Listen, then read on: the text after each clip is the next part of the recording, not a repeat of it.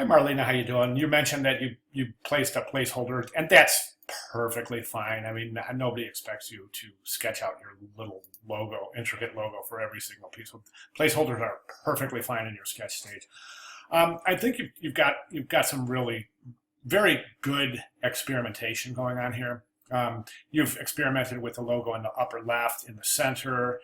Um, haven't done much on the right, but that's a little, to me, I think it's a little counterintuitive to place the logo on the right. I think the best place for a logo in a letterhead is upper left. And the reason I say that is because um, the way we read is we read from upper left to lower right, and we read across the page from the top to the bottom. So we start here and we work our way and we end here. So to me, I think it makes sense to exploit um, uh, that factor by placing the logo right at the entry point of the page. I think it reinforces the branding, and I think it emphasizes the branding, the logo to the viewer as soon as they open the page or the document. So that would be my preference, I think. And if you have a reason for doing differently, please, by all means, do so. Personally, I think that if you have the logo in the upper left hand side, you want to open up the page and keep that page as versatile as possible. And the one of the best ways to do that is to keep this area clear. And one of the best ways to do that is to just take this area down here and use that for your contact information. So I really think a really great layout for a letterhead is logo upper left and then contact information spanning the bottom of the page. It opens up the whole page for a very versatile set of uses, whether it be for your company's invoices and statements or just a simple correspondence. So this is good too, but I think that there's too many visual stops here. So in other words, if you have your logo top left and your contact information spanning the bottom of the page, you really only have two visual stops if you think about it. The viewer looks at the logo, then looks at the address. Okay, so in a configuration like this, for example, there's 5 visual stops. You have this information here, the logo, this information here is 3, this, and then you have the 2 stripes are 5, and then it looks like 4 and 5, and it looks like there's some sort of contact information down there. So I think it's a little bit too much to ask for the viewer to be jumping around, boom, boom, boom, boom, boom. I think it's much more expeditious for the viewer to be able to jump in and then just go through the letterhead and the exit at the lower right-hand side of the page. Again, this is another great layout here. I think this is fantastic.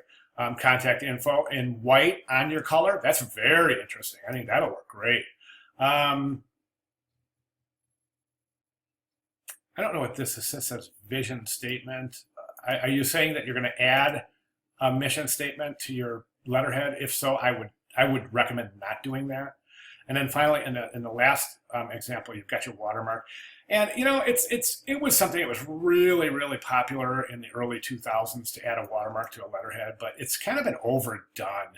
And I think it impedes the readability of whatever the text is on the letterhead itself. So I don't think that's an effective way to go, as well as upper left contact information spanning the bottom. Let's move to the business card. Now, don't forget, whatever way you configure your letterhead, you kind of want to carry that through, or whatever you design first. Okay, so if you design your letterhead, I think the letterhead is the most versatile. So I always design the letterhead first. Then I kind of follow suit with the business card, or I start with the business card first, then follow suit with the letterhead. But I always design the envelope last, and because the envelope is the least versatile, because you only have one choice of placement of logo, and that's upper left. I mean, you could place a logo down here. It would be unusual, but it certainly could be done. Traditionally, though, logo upper left, and then you have this area for your address. So for that reason, I recommend not placing watermarks or logos or anything in that area of the envelope, because it could possibly impede the readability of the address. So following suit with the letterhead, I would say something like logo upper left and then contact information underneath. And then whatever color bars you incorporate in the letterhead, you can carry through to the business card. I'm sorry, the envelope. And then the business card, one thing I want you to see here is like, okay, so some inconsistencies here. So let's say this is your envelope. Okay, you have this color bar to the left, you have your logo, your contact information. So following the visual language of that, go over to the business card. We don't see that configuration here. That would be logo, okay, and then that color bar, right? That color bar, and then somehow configuring your information. So try to keep these as consistent as possible moving into your final. I think any of the business cards will work.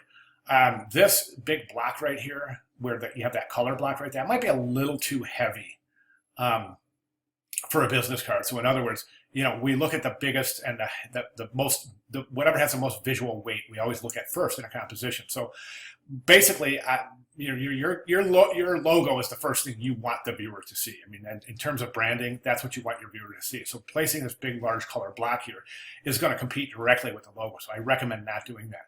Another recommendation I would say is don't bleed your horizontal lines off the bottom of the card. Okay, if you want to add a horizontal color bar, do so like this. Okay, but trying to bleed it off the bottom of the page is really difficult production-wise, because if this thing isn't trimmed perfectly, it's going to look a little odd. They're going to be inconsistent sizes, and it can be done, but it's a little bit tough on production.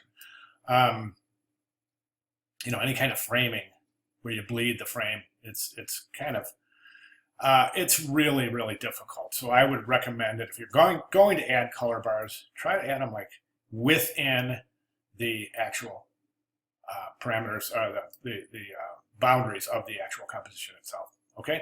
All right. I hope that makes sense. Any questions, please let me know, but I'll be looking forward to your final. Thanks. Good job.